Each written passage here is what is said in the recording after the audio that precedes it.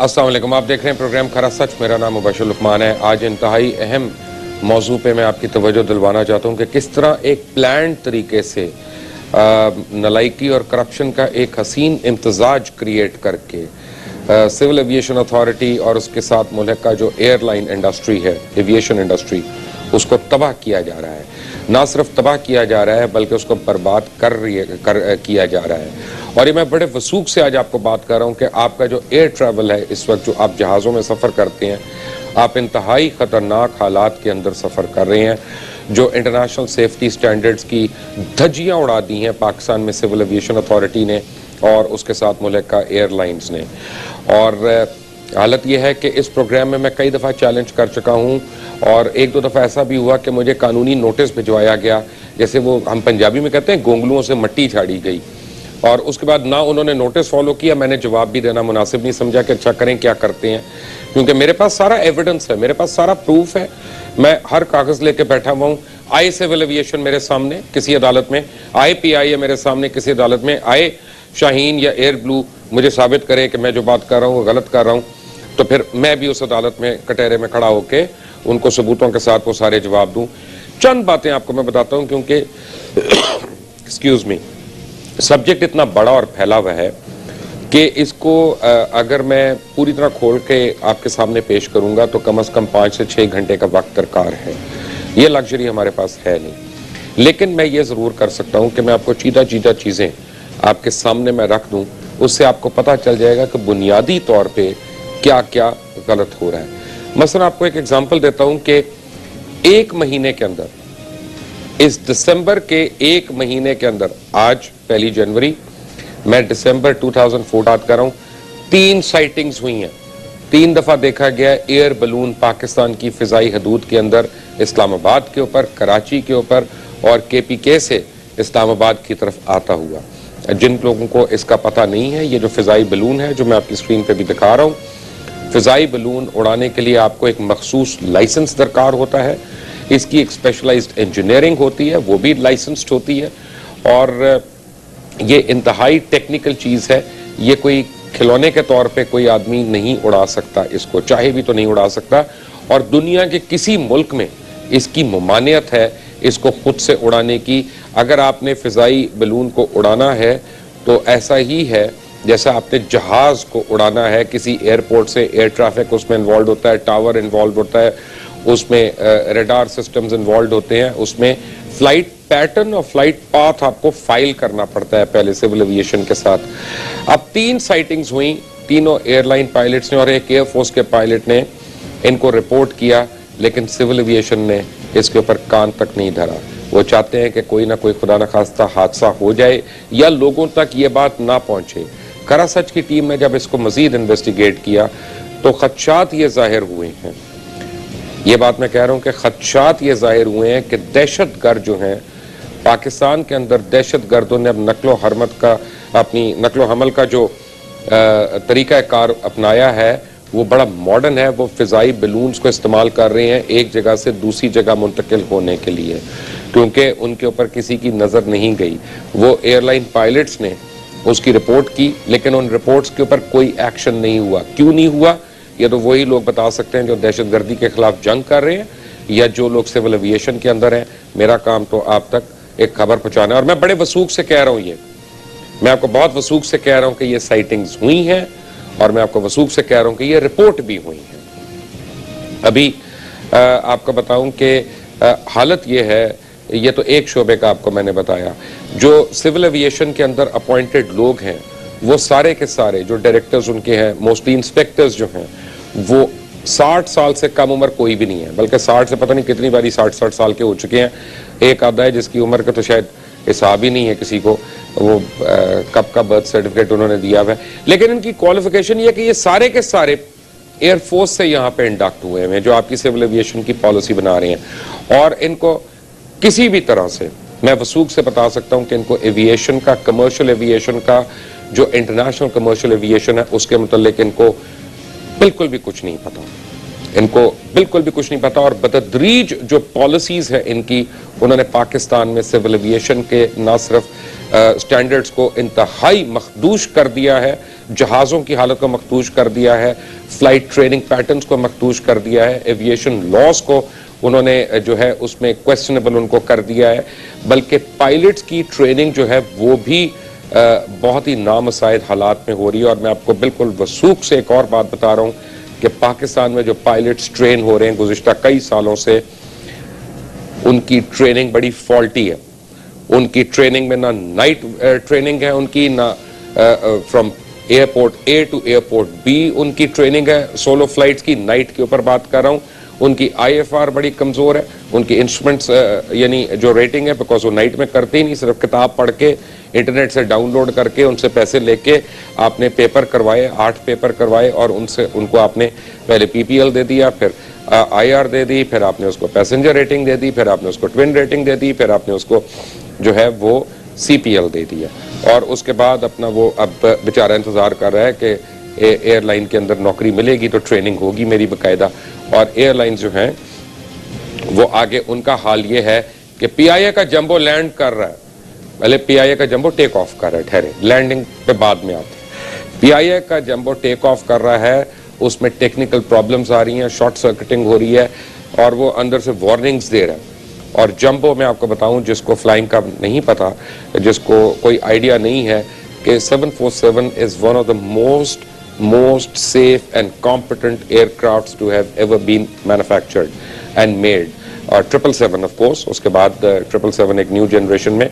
अब जंबो के अंदर ट्रिपल वार्निंग सिस्टम लगा होता है, एक नहीं, दो नहीं, तीन वार्निंग सिस्टम्स लगे होते हैं।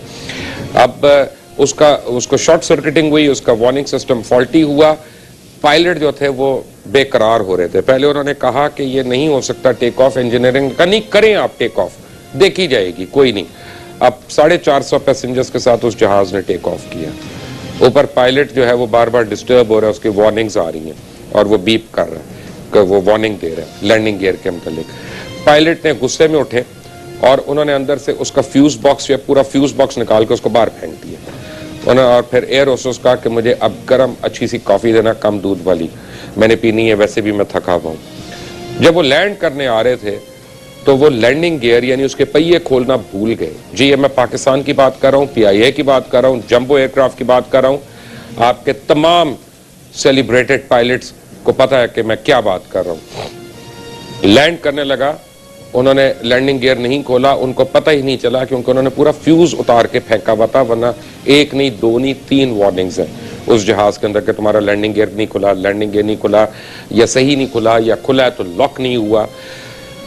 और जब वो चंद फुट ऊपर रह गए, थोड़ा सा ऊपर रह गए, तो उनको एहसास हुआ कि लैंडिंग गियर खुला नहीं और एयर ट्रैफिक कंट्रोल भी देख रहा है उसको, वो भी साइट कर रहा है। उसने पता नहीं कहा कि नहीं कहा, मुझे अब उसके मुतालिक नहीं इल्म, लेकिन उन्होंने फौरी तौर पे उसको स्विच ऑन किया कि जी इसका लैंडिंग गियर जो है वो खुल जाए।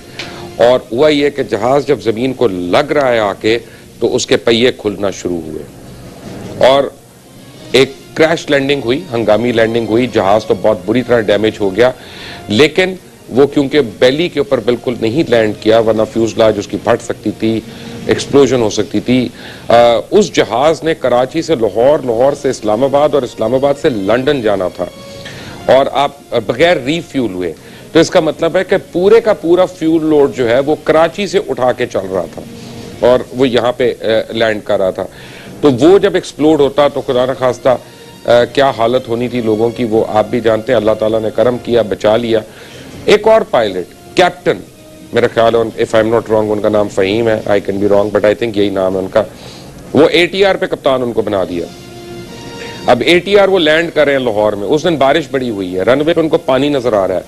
अब कैप्टन फ़हीम के अंदर सोया हुआ एक साइंसदान था, सडनली उस साइंसदान ने एक अंगड़ाई ली और वो उठ गया और उसने क्या किया कि उन्होंने कहा कि ये मुझे वाटर शीट नजर आ रही है, मैंने इसको पेनिट्रेट करना है। और उन्होंने आके टिपिकल उसको यूं जोर से मारा वो पहिया उसके ऊपर कि ये मेरा लॉक हो जाएगा पहिया जो है रनवे के ऊपर। जिसने ATR फ्लाई किया या जिसको ATR के मतलब पता है उसको ये पता है कि ये जहाज बड़ा डेलिकेट जहाज है। टेल अप या टेल हाई ये प्लेन है, इसको बड़ी सॉफ्टली लेके आना पड़ता है, इसकी टेल ऊपर होती है। दूसरे जहाजों को आप देखते हैं वो यूं आ रहे हैं, ATR की टेल हाई होती है और उसको उस तरह से लेके आना पड़ता है। जब उन्होंने उसको यूं मारा लाके वहीं पे पैकअप हो गया, उसका लैंडिंग गियर वगैरह, लाहौर का रनवे भी ब्लॉक हो गया और वो जहाज आज भी लाहौर एयरपोर्ट के ऊपर पड़ा है। अगर आप टेक ऑफ करना चाहते हैं तो आप देखेंगे और वो आपको पायलट की कमाल महारत का मुंह बोलता एक सबूत है। पाकिस्तान में पिछले एक साल में 2014 की मैं बात कर रहा हूं, मैं आपको बताऊं कि बहुत खौफनाक बात यह है कि तकरीबन 32 के करीब फिजाई हादसा जो हैं, 32 के करीब फिजाई हादसे जो हैं उनको अवॉइड यानी अल्लाह ताला ने करवाया। यानी हमने पूरी कोशिश कर ली थी कि किसी तरह से यह हादसा हो जाए, उनको अवॉइड करवाया अल्लाह ताला ने। जो हमारे एयर ट्रैफिक कंट्रोलर्स की ट्रेनिंग है, जो उनकी हालत है, जो उनके वर्किंम कंडीशंस है, जिसका 12-12 घंटे उनसे काम कराया जाता है, जो कि पूरी दुनिया में बाय लॉ कहीं नहीं होता। वहां पे 2-2 घंटे की उनकी होती है और वरना 1+1 होता है कि 1 घंटा ड्यूटी की, 1 घंटा उनको ब्रेक मिलती है, वरना उनका माइंड जो है वो काम नहीं करता, वो कंफ्यूज हो जाता है। और it's a very high tension job, कुछ आसान काम नहीं है ये एयर ट्रैफिक कंट्रोलर जो है उसका काम।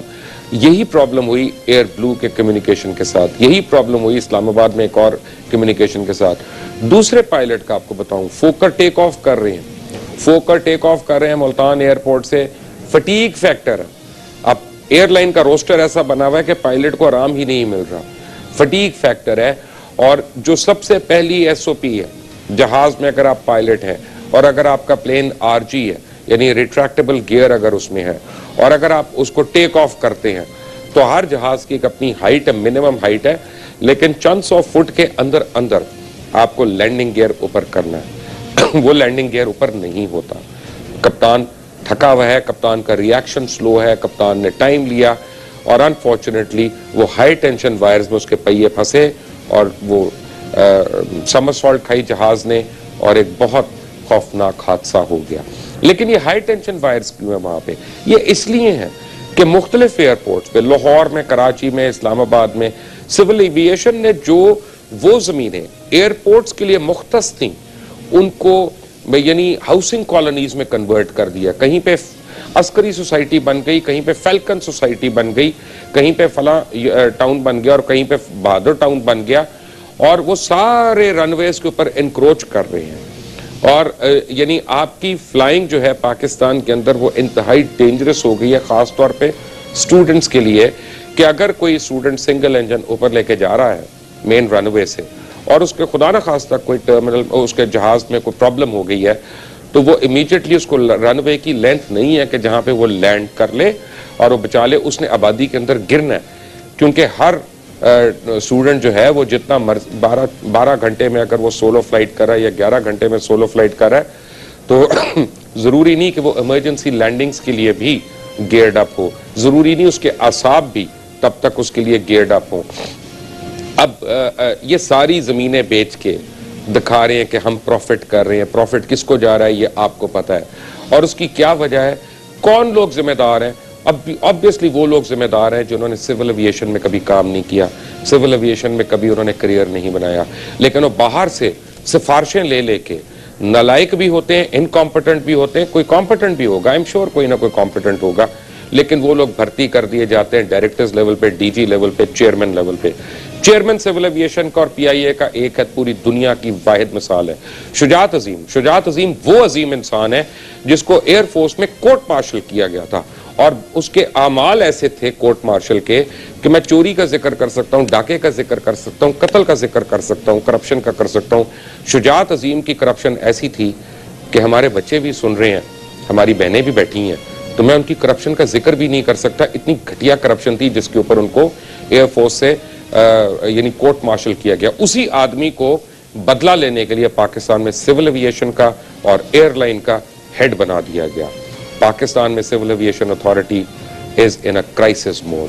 Pakistan international airline is in a terrible crisis mode, जिसमें इसके अंदर काम करने वालों का कोई कसूर नहीं है। वो बजाते खुद विक्टिम्स हैं, इनको चलाने वालों का, इनके पॉलिसी मेकर्स का, उन सब का कसूर है। वो क्या क्या कसूर है, वो लोगों की जिंदगियों से कैसे खेल रही हैं और ये कैसे रोका जा सकता है। एक ब्रेक के बाद जब मैं आऊंगा तो मुझे विंग कमांडर आसिम नवाज भी ज्वाइन करेंगे। ये जंबोज आजकल फ्लाई कर रहे हैं और इससे पहले C-130 फ्लाई करते थे। He is in Karachi. Wing Commander Asim will join me after a break. Take a break.